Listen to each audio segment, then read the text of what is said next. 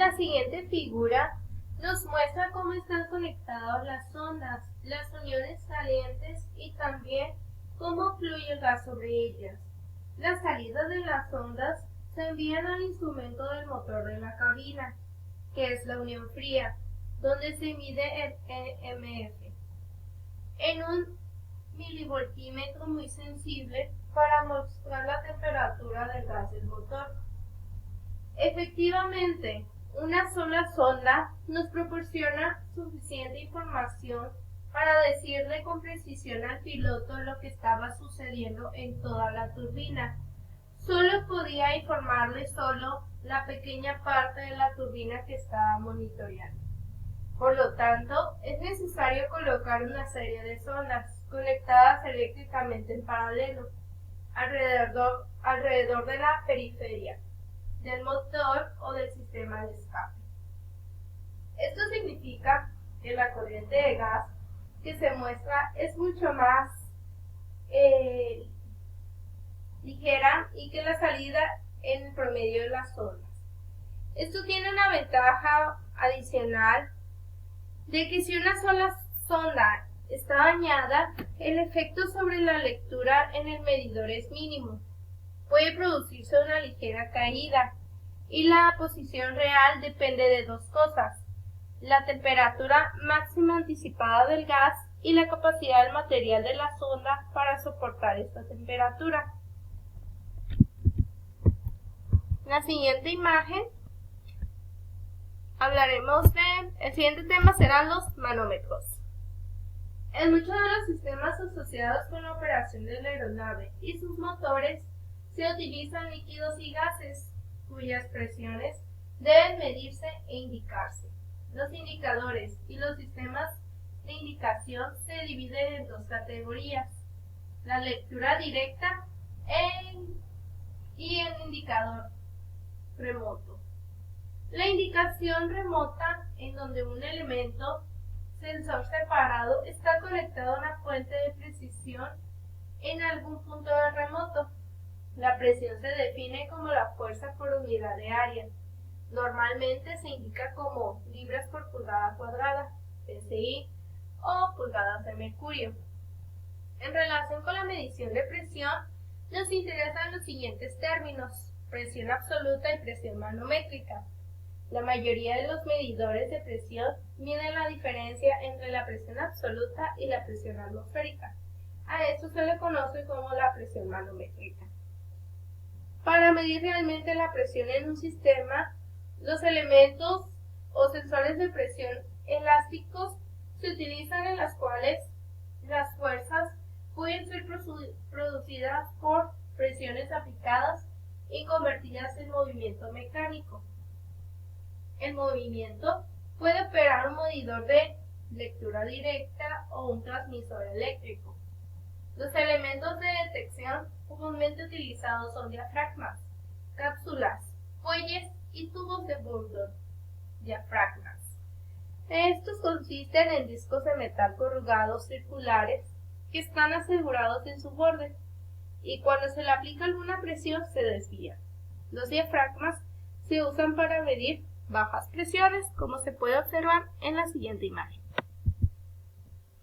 La imagen que se encuentra a la izquierda, en la parte superior, nos dice que son las cápsulas.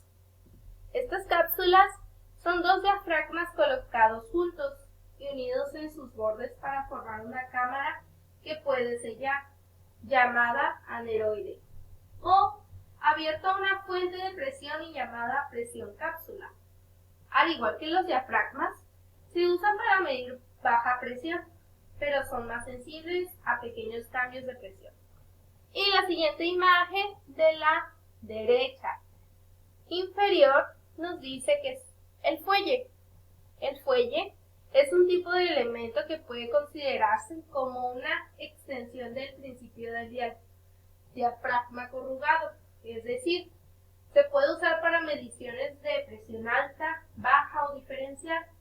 Por lo general, se usa para medir presiones como la salida de la bomba de refuerzo de la aeronave. Nuestra siguiente imagen es el medidor de presión absoluta múltiple o MAPA de un motor de pistón. Mide tanto la presión como la presión diferencial. Tenga en cuenta que este medidor mide presión absoluta e indica pulgadas de mercurio. Las versiones anteriores de este medidor se calibraron para leer y aumentar en PSI. Entonces,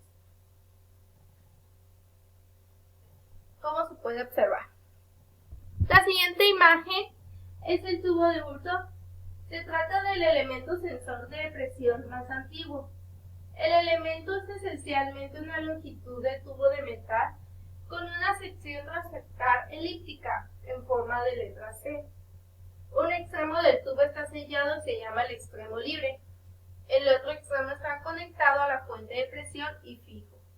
Cuando se aplica presión, el tubo intenta enderezarse. Este movimiento se amplía para impulsar un puntero indicador. Este tubo puede fabricarse para indicar presiones altas o bajas, pero comúnmente se asocia con presiones más altas, como la presión de aceite del motor. Vibración del motor. El equipo de monitoreo de vibración, VME, está instalado en casi todos los aviones comerciales con motor a reacción. Aunque los motores de turbina de gas tienen un nivel de vibración extremadamente bajo, cualquier cambio en ese nivel suele ser indicativo de daños que pueden provocar fallas.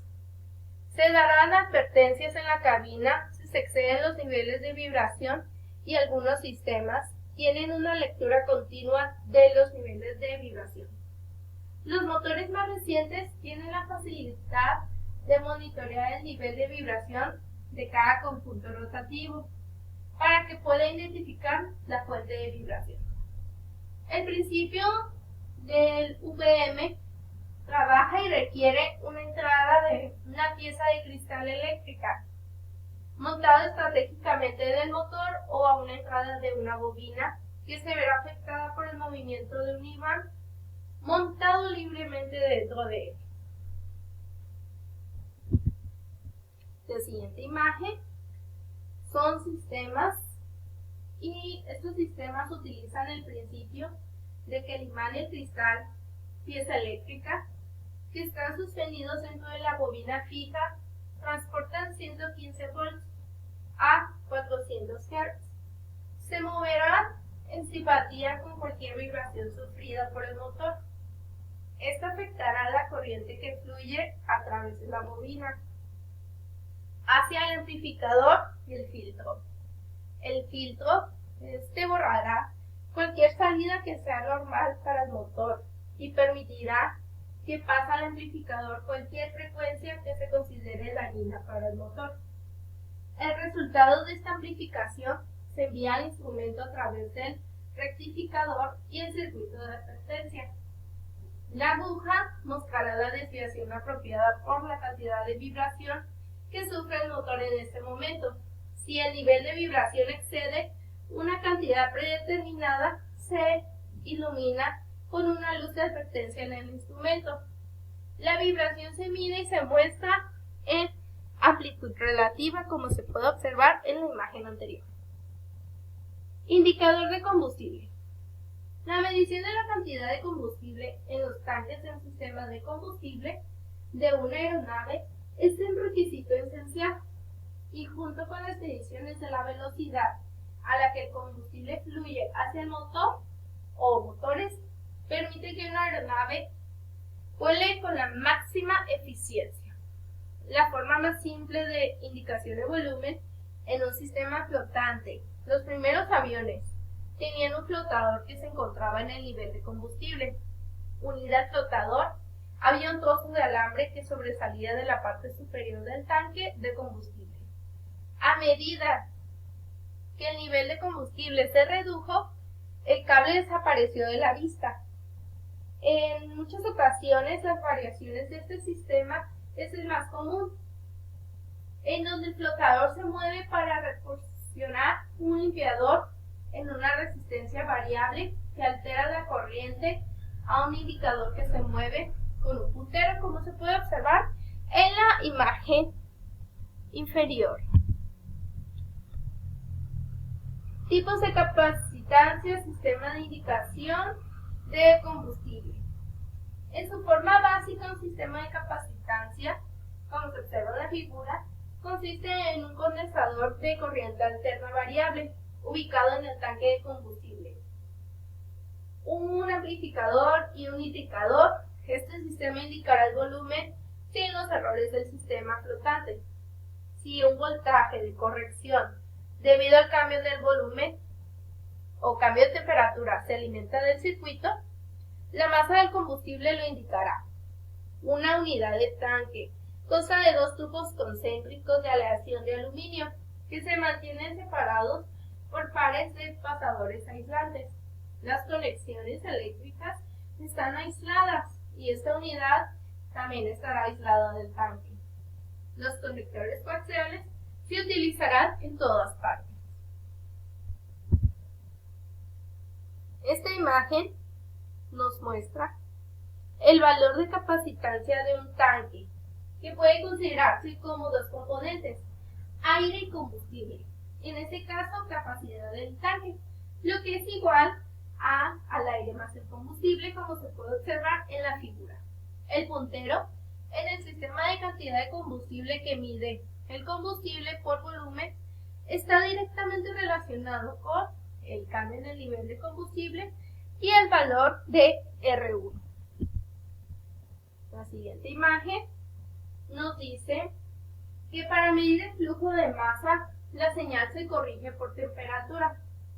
El consumo total se obtiene integrando la tasa de consumo de combustible a lo largo del tiempo. Este tiempo es de 1 hora. Las unidades utilizadas para el flujo volumétrico son galones por hora o litros por hora. Y para el flujo másico, libras por hora o kilogramos por hora. Un medidor de flujo muestra el combustible consumido, así como el flujo de combustible. El medidor de flujo está ubicado en la línea de combustible de alta presión hacia las boquillas del rociado de combustible. En pocas palabras, son los quemadores. Después tenemos el sistema de transmisión remota, la señal. Para controlar un sistema de aeronave, puede requerir el movimiento de una válvula, aleta o palanca en el motor. El piloto puede necesitar conocer la posición de control. Los primeros sistemas tenían retroalimentación mecánica, un indicador de posición en la cabina de vuelo. La mayoría de las aeronaves que vuelan hoy emplean sistemas de indicación remota que pueden funcionar como corriente continua o corriente alterna. Cualquiera que sea el sistema utilizado, cada sistema de transmisión de datos emplea el transmisor ubicado en la fuente a medir y un receptor que actúa sobre la información recibida. Y por último, para concluir, tenemos el medidor de horas de vuelo.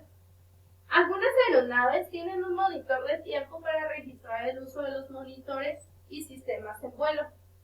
Esto se puede cambiar automáticamente a través del interruptor de peso sobre ruedas o más comúnmente mediante un interruptor de velocidad del aire. Entonces, a continuación daremos a conocer la conclusión grupal.